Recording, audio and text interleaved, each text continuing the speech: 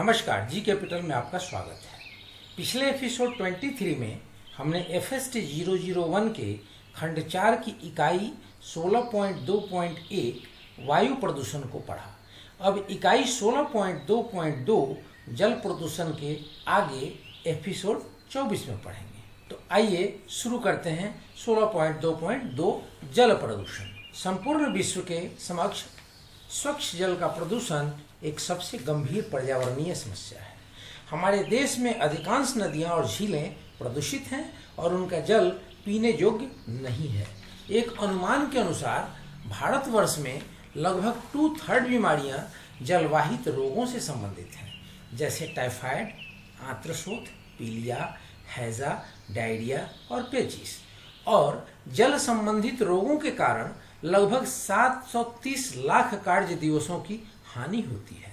प्रदूषक विभिन्न स्रोतों से सतही जल में प्रवेश कर जाते हैं। अब इन स्रोतों के बारे में एक एक करके विचार करेंगे और चर्चा करेंगे कि किस प्रकार इनके द्वारा प्रदूषण फैलाई जाती है या किस प्रकार इनके कारण प्रदूषण होता है।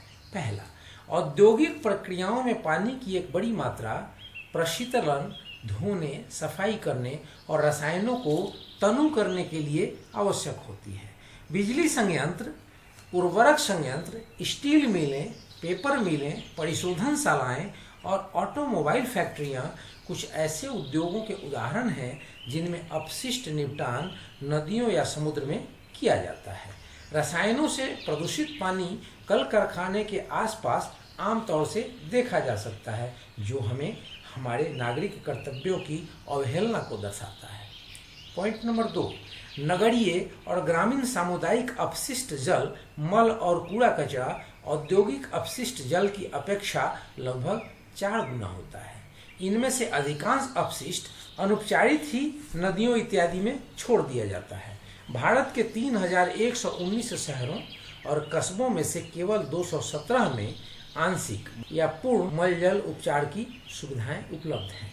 अक्सर देखा जाता है कि गरीब व्यक्तियों के रहने के स्थान के चारों ओर गंदगी और गंदा पानी इकट्ठा रहता है। तीसरा बिंदु है, जो जल ऐसे खेतों से बहकर आता है जहां उर्वरकों, जीवनाशकों, कीटनाशकों और अन्य कृषि संबंधित रसायनों का प्रयोग किया जाता है, वह सतही जल और भूमिगत जल में प्रदूषण की मात्रा को काफ़ी बढ़ा देता है। बिंदु 4, नाभिकीय और विद्युत संयंत्र के तापीय शीतलन के लिए पानी की बहुत अधिक मात्रा में जरूरत होती है। इस प्रकार से प्राप्त रसायन युक्त गर्म पानी को नदियों में छोड़ दिया जाता है, जिससे नदी के पानी का तापमान बढ़ जाता है, जो नदी के जीव जंतुओं के लिए हानिकारक होता है। पॉइंट नंबर 5, पानी के छोटे तथा बड़े जहाज कुछ मात्रा में तेल को सतहों पर छोड़ देते हैं, जिससे पानी में मौजूद पौधों तथा जंतुओं जैसे मछलियों इत्यादि को ऑक्सीजन पर्याप्त मात्रा में उपलब्ध नहीं होता। अपतट अन्वेषण, ऑफशोर एक्सप्लोरेशन तथा दुर्घटनावश तेल उत्प्लवन भी इसी तरह की समस्या को बढ़ाता है। अब आगे बात करेंगे पॉइंट नंबर 6 की, जिसमें हम देखेंगे कि खानों से आया अम्ल जल और साथ ही अम्लीय वर्षा का जल नदी और समुद्र के पानी को प्रदूषित करता है।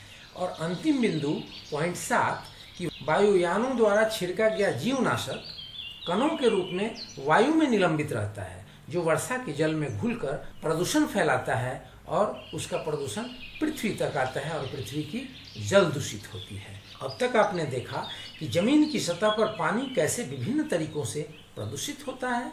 आइए देखें कि क्या भूमिगत जल प्रदूषण से मुक्त है।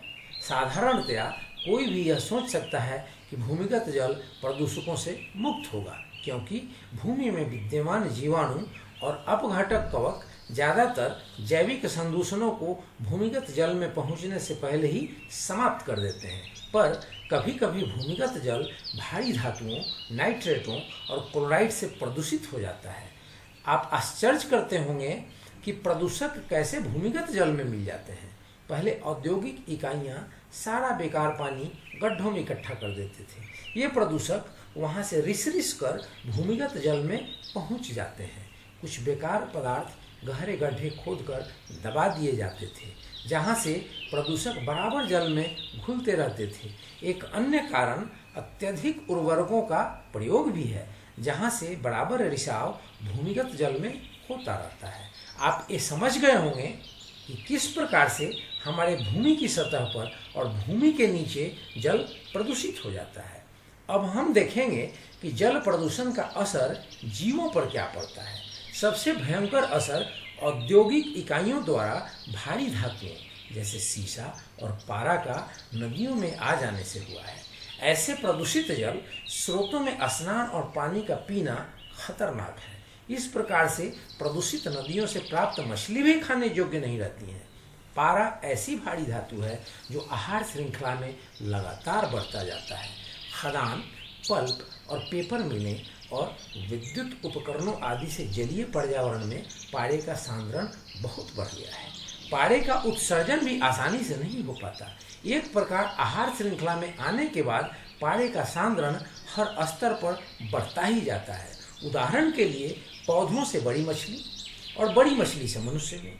जापान जैसे देशों में जहां मछलियों और समुद्री खाद्य पर ज़्यादा निर्भरता है, वहां पारे की विषाक्तता की संभावना का खतरा समुद्र में औद्योगिक इकाइयों द्वारा प्रदूषकों के छोड़ने से और भी बढ़ गया है। सन 1950 में पारे की विषाक्तता के फैलने से जापान में इस खतरे के प्रति जागरूकता पैदा की गई है। मिनीमेटा बे के निकट रहने वाले लोगों ने समुद्री खाद्य जो मिथाइल मरकरी से प्रदूषित था इस्तेमाल किया और उससे उनके पैर, होंठ और जीभ सुन्न हो गए और मांसपेशियों पर नियंत्रण समाप्त हो गया। बहरापन, धुंधला दिखाई देना, सुस्तपन और मानसिक असंतुलन आदि बीमारियां भी हुई। विषाक्तता से प्रभावित 52 रोगियों में से 17 लोग तो मर भी गए, 23 हमेशा के लिए विकलांग हो गए। परिशोधनशालाओं, वेधन, पंपिंग प्रचालनों, शिपयार्ड और तेल उत्प्लवकों से निकले तेल और पेट्रोलियम उत्पादों के कारण प्रदूषण से वन्य जीवन नष्ट हो गया है और जल पीने योग्य नहीं रहा है। बहुत से समुद्री जल पक्षियों की मौत भी हो जाती है क्योंकि उनके पंख तेल से भीग जाते हैं और वे अपनी उत्प्लावकता खो बैठते हैं और डूब जाते हैं। तापीय प्रदूषण किसी जलवाहिका में ऊष्मा के बढ़ने के कारण होता है।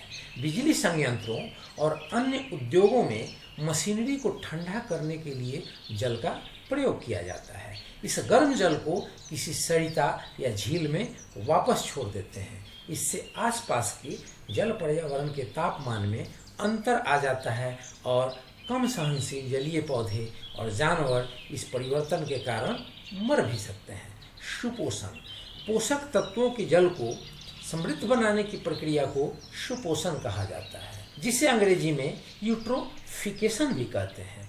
मल जल या दुग्ध संयंत्रों, डिब्बाबंदी संयंत्रों, बूचड़खानों, पेपर मिलों, स्टार्च फैक्ट्रियों और मत्स्य संसाधन संयंत्र से प्राप्त कार्बनिक अपशिष्टों से जल की उत्पादकता बहुत बढ़ जाती है और शैवाल भारी मात्रा में पैदा हो जाते हैं जो कभी कभी संपूर्ण जल सतह को ढक लेती हैं, जिसे एल्गी ब्लूम कहते हैं। सामान्य तौर पर संपूर्ण जल हरा ही हरा दिखाई देता है। अंततः इस शैवाल की मृत्यु से बड़ी मात्रा में विघटनकारी जीव उत्पन्न होते हैं। ये विघटनकारी जीव शैवाल का विघटन कर देते हैं, जिसमें जल में विद्यमान काफ़ी अधिक ऑक्सीजन का उपयोग हो जाता है। इसके अतिरिक्त शैवाल भी रात में श्वसन के लिए भी ऑक्सीजन का प्रयोग करती हैं। इन दोनों के कारण ही जल में उपलब्ध ऑक्सीजन की मात्रा काफ़ी कम हो जाती है, जो मछलियों के लिए कभी कभी पर्याप्त नहीं होती, जिससे वे मर जाती हैं। सुपोषण की यह समस्या झीलों और जलाशयों में है, लेकिन छोटी नदियों या सरिताओं के लिए जहाँ पानी हमेशा बहता रहता है, कोई विशेष समस्या नहीं है। अब प्रश्न यह उठता है कि इस समस्या का समाधान क्या है। एक हल यह है कि मलजल का भली भांति संसाधन या उपचार कर पोषक तत्वों को हटाया जाए ताकि एल्गी ब्लूम न हो सके, क्योंकि ऐसा उपचार करना बहुत ही महंगा पड़ता है। अतः अन्य तरीकों की खोज की जा रही है। एक प्रस्ताव यह है कि इस जल का प्रयोग खेतों की सिंचाई करने में और या मनुष्य द्वारा बनाए गए उथले तालाबों में शैवाल और जलीय पौधों को उगाने में किया जाए, जिससे बायोगैस बनाई जा सके। अब 16.2.3 मृदा प्रदूषण को हम पढ़ेंगे।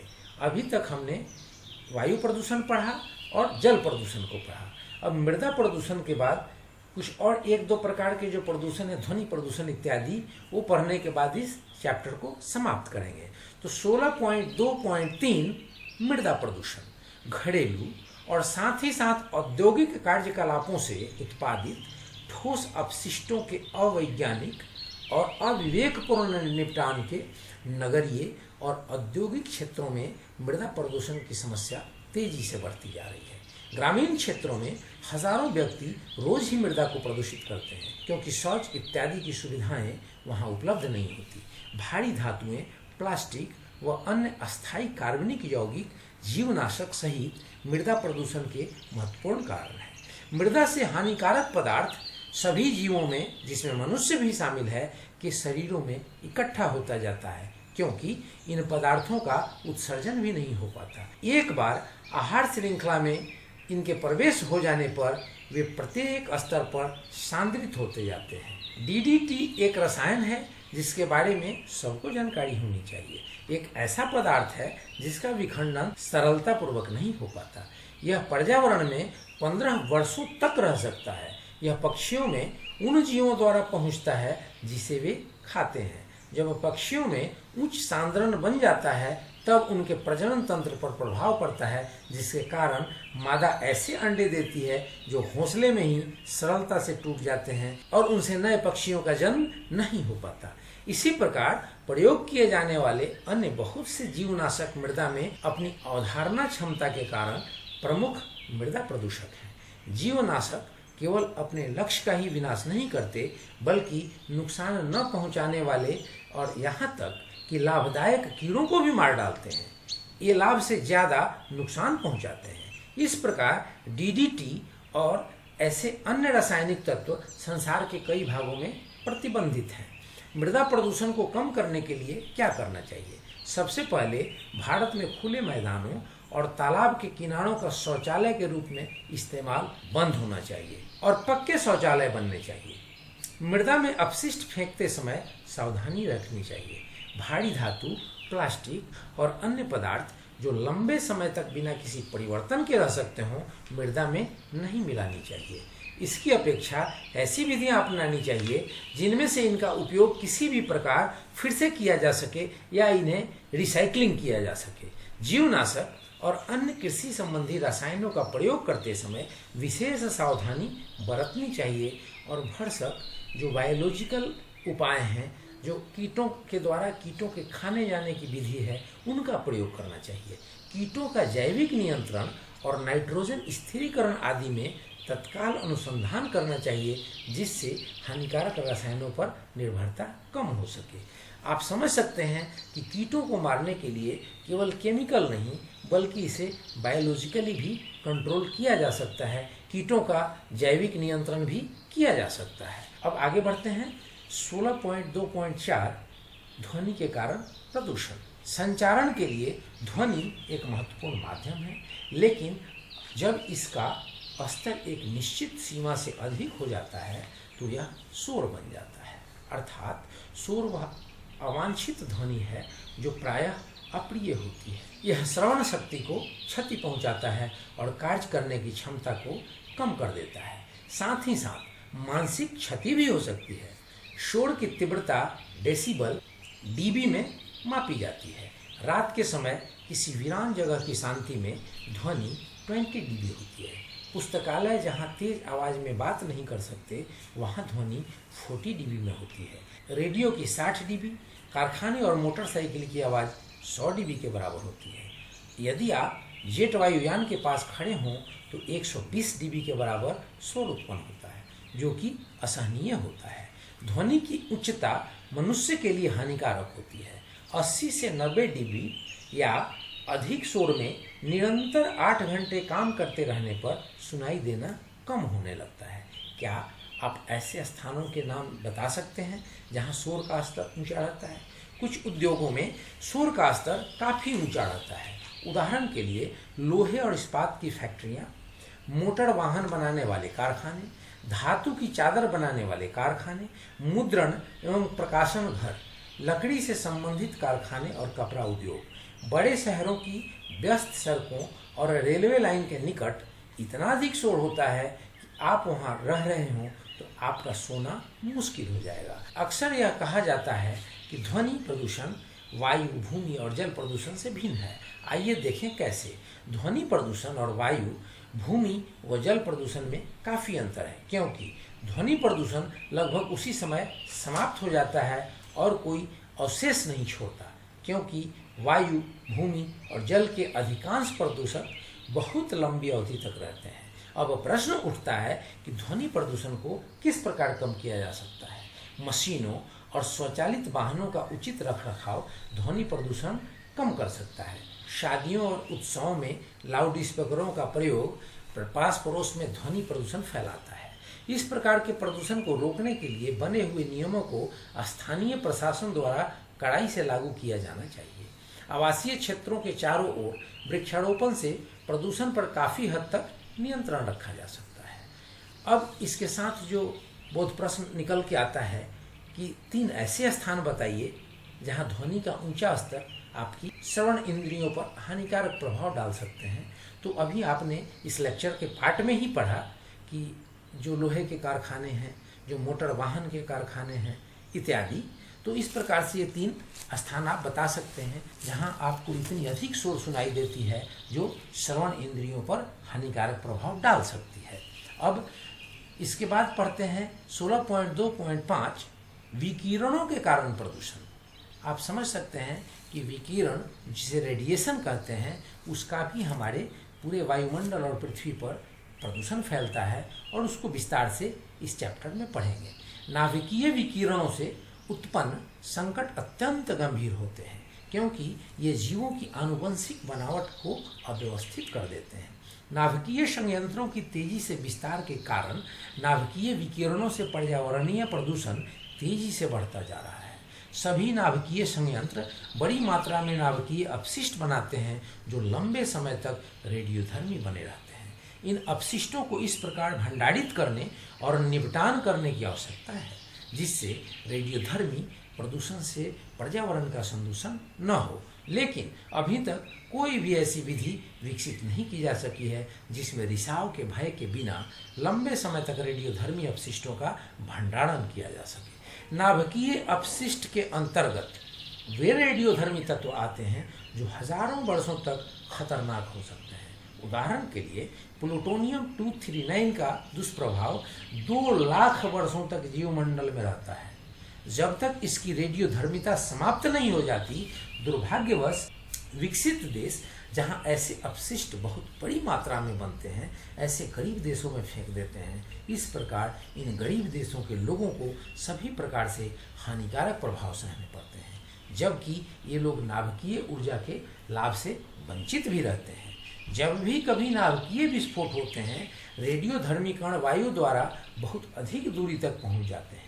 रेडियोधर्मी पदार्थ अंततः जमीन पर पहुंचते हैं और वहां से पौधों द्वारा अवशोषित कर लिए जाते हैं। यदि ये पौधे जानवरों या मनुष्यों द्वारा खा लिए जाएं तो रेडियोधर्मी कण इनके मांस, दूध व हड्डियों में जमा हो जाते हैं। एक बार यदि रेडियोधर्मी पदार्थों का एक निश्चित सीमा तक जमाव हो जाए तो इसकी विकिरण जीवों के ऊतकों को नष्ट कर कैंसर का कारण बनती है, जिससे कि मृत्यु निश्चित है।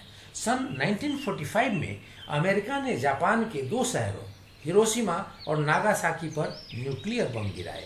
हजारों व्यक्तियों की मृत्यु बम फटने और उष्मा से तो हुई ही, साथ ही साथ इन विकिरणों से बाद में जन्मे बच्चे भी प्रभावित हुए और उनमें आनुवंशिक परिवर्तन हो गए।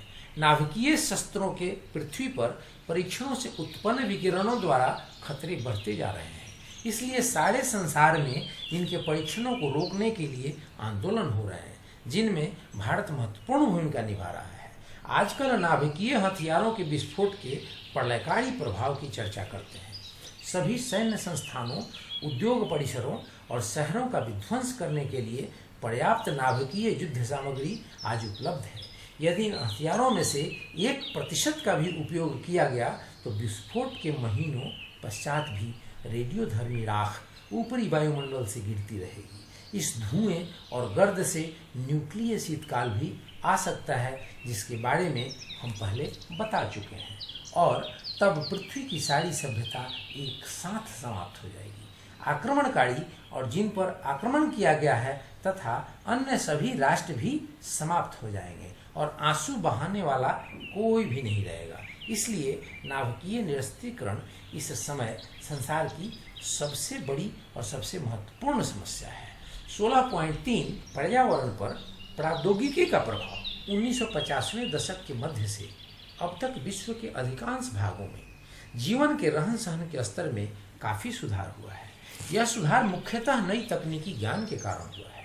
तकनीकी ज्ञान ने वातावरण से संबंधित प्रदूषण की एक नई समस्या खड़ी कर दी है। ये प्रदूषण औद्योगिक रिसाव और उत्सर्जनों से, कृषि में उपयोग होने वाले रसायनों से, जंगलों के कटाव से और कृषि योग्य भूमि को पक्की सड़कों और इमारतों में बदलने से तथा ध्वनि और रेडियोधर्मी तत्वों से होते हैं। मानव पर्यावरण पर प्रौद्योगिकी का यह प्रभाव इतना अधिक है कि मानव इतिहास में ऐसा पहले कभी नहीं हुआ था।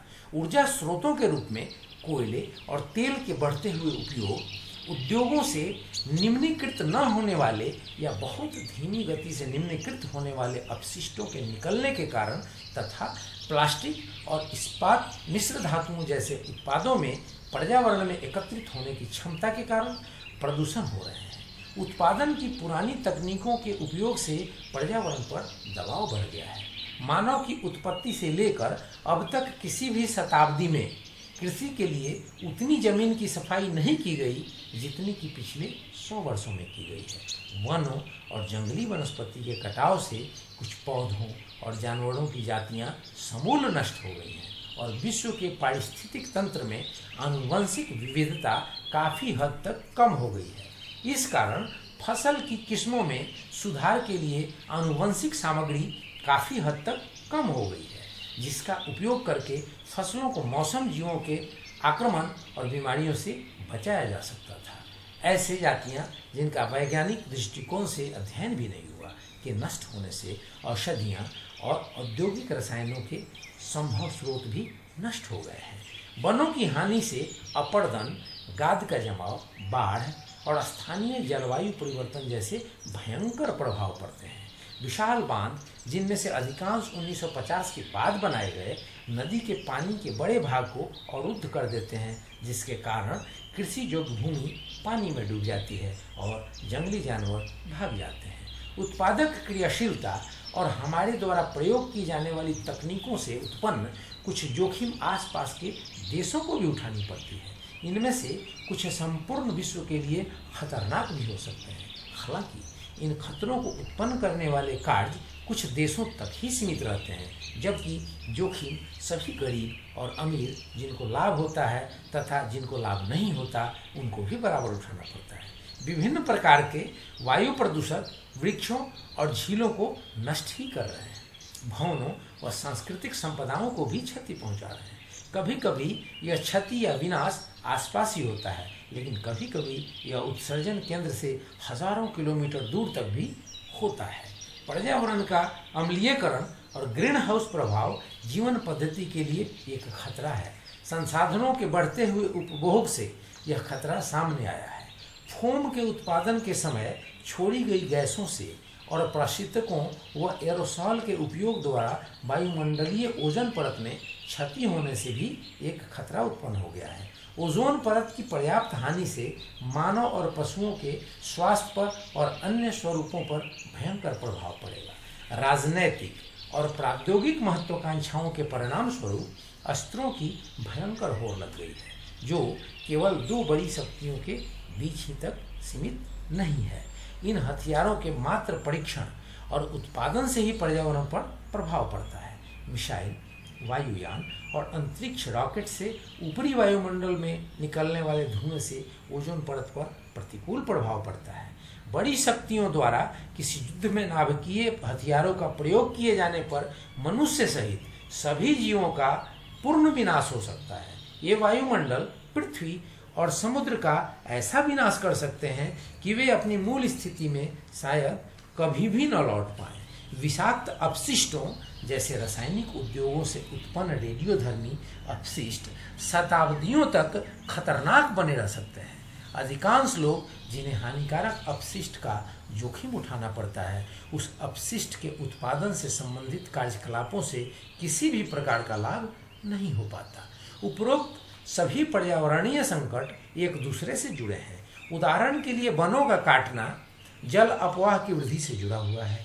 इससे मृदा का अपरदन अधिक होता है और नदियों या झीलों में गाद जमा हो जाती है। वायु प्रदूषण और अम्लीय वर्षा के कारण वनों और झीलों में जीवन का नाश हो जाता है। समस्याओं का आपस में जुड़े होने के कारण यह जरूरी है कि सभी समस्याओं का निराकरण एक साथ किया जाए। एक क्षेत्र में सफलता जैसे वन संरक्षण किसी अन्य क्षेत्र में सफलता की संभावना बढ़ा सकती है, जैसे मृदा संरक्षण। उद्योग जो प्रदूषकों से पर्यावरण पर निरंतर बोझ डालते रहते हैं, एक अन्य खतरा उत्पन्न करते हैं, जैसे कि औद्योगिक दुर्घटना। हालांकि औद्योगिक दुर्घटना की संभावना कम ही होती है, फिर भी इसके आसपास के लोगों के लिए अतिरिक्त खतरा बन जाता है। हम यहाँ दो उदाहरणों की चर्चा करेंगे जिनसे आप भली भांति परिचित होंगे। भोपाल दुर्घटना। 3 दिसंबर 1984 को भोपाल में हुई दुर्घटना के बारे में आपने अवश्य सुना होगा। अब तक औद्योगिक दुर्घटनाओं में यह सबसे भयंकर दुर्घटनाओं में मानी जाती है। यूनियन कार्बाइड के जीवनाशक निर्माण करने वाले संयंत्र से विषाक्त मिथाइल आइसोसाइनाइड वाष्परित होकर बड़ी मात्रा में वातावरण में फैल गई। लगभग 2,50,000 लोग इस गैस से प्रभावित हो गए। इस गैस की बड़ी मात्रा सांस के साथ अंदर जाने से हजारों इंसानों और जानवरों की मृत्यु हो गई। जिन पर इसका असर कम पड़ा वे श्वसन, आँख, जठरांत्र, तंत्रिका पेशियाँ और स्त्री रोगों से बुरी तरह ग्रस्त हैं।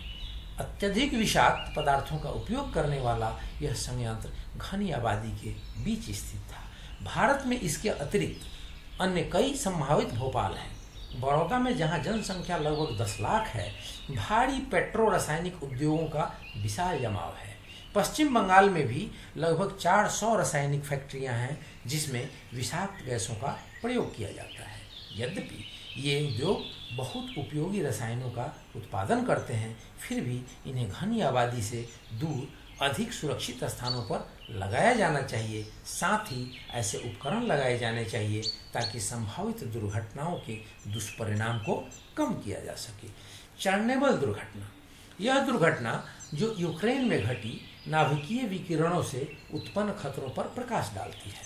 16 अप्रैल 1986 को 4 नाभिकीय रिएक्टरों में से एक रिएक्टर आवश्यकता से अधिक गर्म होने से पिघल गया, जिसके परिणाम स्वरूप इस रिएक्टर से रेडियोधर्मी सामग्री आसपास के बड़े क्षेत्र में फैल गई। जल्दी ही ये रेडियोधर्मी कण काफ़ी दूर तक, यहाँ तक कि पश्चिमी यूरोप तक फैल गए। नाभिकीय शक्ति के उत्पादन के इतिहास में यह सबसे बड़ी दुर्घटना थी, जिसमें 31 व्यक्तियों की मृत्यु हुई और जनसंख्या का बड़ा भाग प्रभावित हुआ। एक अनुमान के अनुसार अगले 70 वर्षों के कैंसर के कारण 6000 से अधिक अतिरिक्त मौतें होने की संभावना है। औद्योगिक बहिस्राव के निपटान की समस्या, तेजी से बढ़ती हुई जनसंख्या और साथ ही प्रौद्योगिकी और तकनीकी विकास से पृथ्वी के पारिस्थितिक तंत्र पर एक संभावित खतरा दिखाई देता है। यह विश्वास किया जाता है कि वर्ष 2000 तक पेट्रोलियम उत्पादों, नाइट्रोजन उर्वरकों, कोयले, सीमेंट और इस्पात जैसी विभिन्न आधारभूत चीज़ों का उत्पादन 6 से 20 गुना तक बढ़ गया और उत्पादन के लिए अगर यही तकनीक और तरीके रहे तो वायु, जल और मृदा प्रदूषण इतने बढ़ जाएंगे कि उनको सहन करना असंभव हो जाएगा। गंगा सफाई अभियान। भारत में अब तक पर्यावरणीय संरक्षण के लिए किए गए उपायों में से गंगा परियोजना सबसे बड़ी और सबसे साहसिक है। गंगा का जल जो कभी सबसे शुद्ध व पवित्र माना जाता था, अब औद्योगिक बहिस्राव, शहरों के कूड़े कचरे और आंशिक रूप से जले हुए मानव शरीर से प्रदूषित हो गया है। हजारों मनुष्यों के प्रतिदिन नहाने से भी जल गंदगी से युक्त हो जाता है। यह प्रयास किए जा रहे हैं कि गंगा का जल मनुष्य, उद्योग और कृषि उपयोग के लिए उपयुक्त हो जाए। 292 करोड़ की लागत की यह परियोजना कई चरणों में पूरी किए जाने की आशा है। प्रथम चरण में नदी के तट पर बसे बड़े बड़े शहरों के मल जल को नदी में छोड़ने से पहले उपचारित करने की योजना है। औद्योगिक बहिस्रावों के बहाव पर नियंत्रण रखने की योजना बनाई जा रही है, जो जलमल के अतिरिक्त प्रदूषण का मुख्य स्रोत है।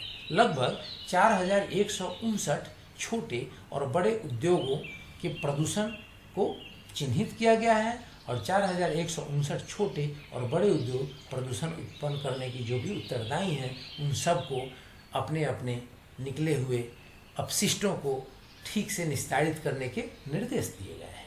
16.4 पर्यावरण पर जनसंख्या वृद्धि का प्रभाव। आदि मानव अपने भोजन के लिए जंगली जानवरों का शिकार करता था और वह शिकार के साथ साथ पौधों का संग्रह भी करता था और खाता भी था। जब उन्होंने यह खोज लिया कि खाद्यान्न उगाए जा सकते हैं और जानवरों को बांध कर रखा जा सकता है और उनका प्रजनन किया जा सकता है, तो उनके खानाबदोश जीवन का अंत हो गया। छोटे क्षेत्र और अधिक लोगों का अवलंब बन सकते थे और मानव की जनसंख्या बढ़नी प्रारंभ हो गई। इस प्रकार हर साल जनसंख्या में पहले की अपेक्षा वृद्धि होने लगी, क्योंकि बच्चे जनसंख्या के अनुपात में पैदा होते हैं। यह समझा जाता है कि ईसा से लगभग 3000 वर्ष पूर्व यह संख्या 10 करोड़ से भी कम ही थी, जो 1650 ईस्वी या 4600 सालों में 5 गुना बढ़ गई। अगले 5 के गुणक वृद्धि में सिर्फ 300 साल ही लगे। आज संसार की जनसंख्या 500 करोड़ से ज़्यादा हो गई है। सबसे महत्वपूर्ण सत्य यह है कि यह वृद्धि ज़्यादातर एशिया, अफ्रीका और लैटिन अमेरिका के गरीब देशों में होती है।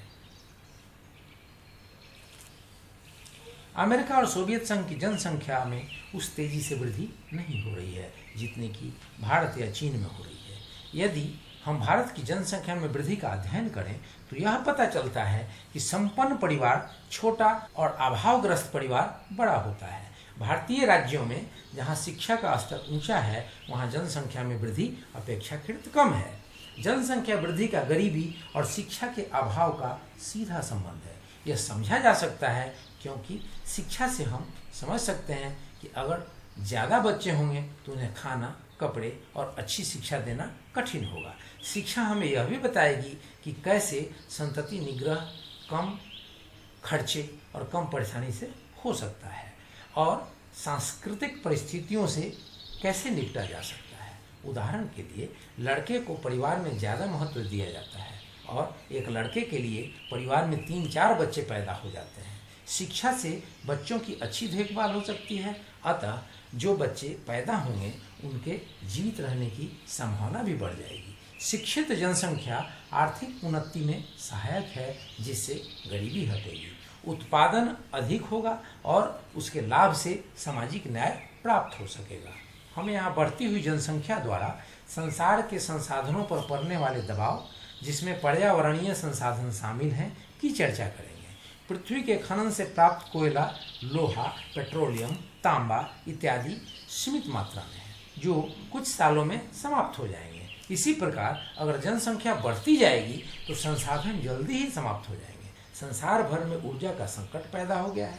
हमें ऊर्जा की नवीनीकरण स्रोत जैसे कि सौर ऊर्जा और पवन ऊर्जा के उपयोग के विषय में गंभीरतापूर्वक सोचना होगा। हमें नाभिकीय ऊर्जा का कोयले और डीजल पेट्रोलियम की अपेक्षा ज़्यादा इस्तेमाल करना होगा।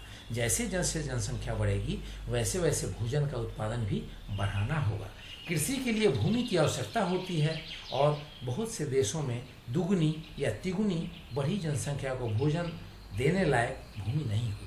पीने के पानी के संसाधनों और गंदगी हटाने की सुविधाओं पर जरूरत से ज़्यादा दबाव पड़ रहा है।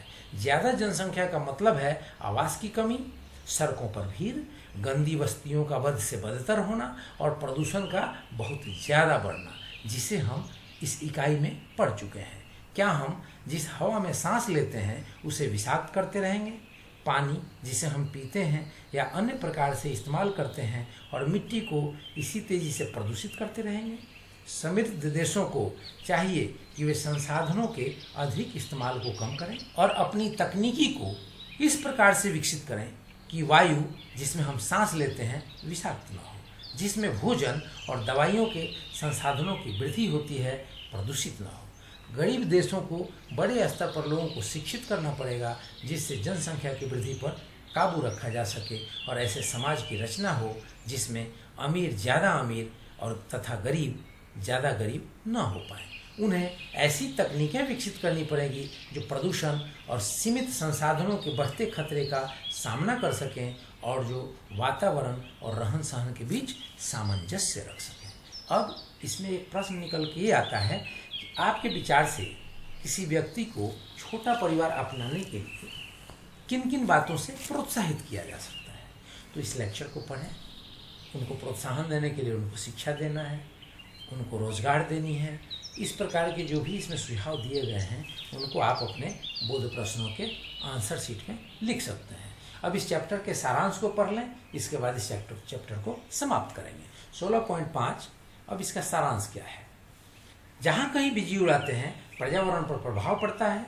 मानव समुदाय और उद्योगों से अपशिष्ट अंततः जल, वायु और मृदा में एकत्रित हो जाते हैं। दूसरा बिंदु होता है कि दीर्घ अस्थायी प्रदूषक वे हैं जो पर्यावरण में कई वर्षों तक अपरिवर्तित स्थिति में रहते हैं। इनमें से बहुत से विषाक्त होते हैं। दीर्घ अस्थायी प्रदूषक सरल रूपों में विखंडित हो जाते हैं। बहुत बार यह विखंडन जीवों द्वारा किया जाता है और हम कहते हैं कि प्रदूषक जैव निम्नीकरणीय है। कार्बन मोनोऑक्साइड, हाइड्रोकार्बन, सूक्ष्म कण, सल्फर डाइऑक्साइड और नाइट्रोजन के ऑक्साइड प्राथमिक वायु प्रदूषक हैं जो संयुक्त होकर द्वितीयक प्रदूषक बनाते हैं, जिनमें से कुछ बहुत ही अधिक घातक होते हैं। जल प्रदूषण के प्रमुख स्रोत नगर का मल जल, औद्योगिक अपशिष्ट और कृषि अपवाह है। अपशिष्टों में मौजूद कार्बनिक पदार्थों के विघटन के लिए ऑक्सीजन की आवश्यकता होती है। ऑक्सीजन में कमी हो जाने के कारण मछलियों और अन्य जीवों की मृत्यु हो जाती है। अपशिष्टों और कृषि अपवाहों से जलाशयों में पोषक तत्वों के जमा होने से सुपोषण जैसी समस्याएं उत्पन्न होती हैं। अन्य बिंदु हो सकता है उद्योगों से उत्पन्न हानिकारक अपशिष्टों से जीवन को खतरा हो गया है। इन अपशिष्टों को हानि रहित बनाने के लिए या मनुष्य से अलग रखने के लिए उपचार विधियों की आवश्यकता होती है। रेडियोधर्मी अपशिष्ट अपशिष्टों का एक विशेष वर्ग है, जिससे जनता को बचाने के लिए विशेष सावधानी की आवश्यकता होती है। पर्यावरण में संचयित हानिकारक प्रदूषकों का खतरनाक स्तर मनुष्य के लिए एक खतरा बन गया है। ओजोन परत में क्षति, वायुमंडल में कार्बन डाइऑक्साइड या धूमकुहे की बढ़ी हुई मात्रा के कारण मौसम में परिवर्तन और नाभिकीय शीतलन के परिणाम जैसे समस्याओं के प्रति तुरंत ध्यान दिए जाने की आवश्यकता है। प्रौद्योगिकी के विकास ने हमारा जीवन सरल और सुखदायक बना दिया है और यह सब कुछ पर्यावरण को दांव पर लगाकर किया गया है। उद्योगों से प्रदूषण ने पर्यावरण को सबसे अधिक क्षति पहुंचाई है। भोपाल और चेरनोबिल जैसी दुर्घटनाओं से न केवल बड़ी संख्या में मौतें होती हैं, पर्यावरण की भी दीर्घकालीन हानि होती है। हमारे देश में अत्यधिक जनसंख्या वृद्धि के कारण है आर्थिक पिछड़ापन, निरक्षरता, सामाजिक सांस्कृतिक दृष्टिकोण, मृत्यु दर व जन्म दर के बीच बढ़ता हुआ अंतर।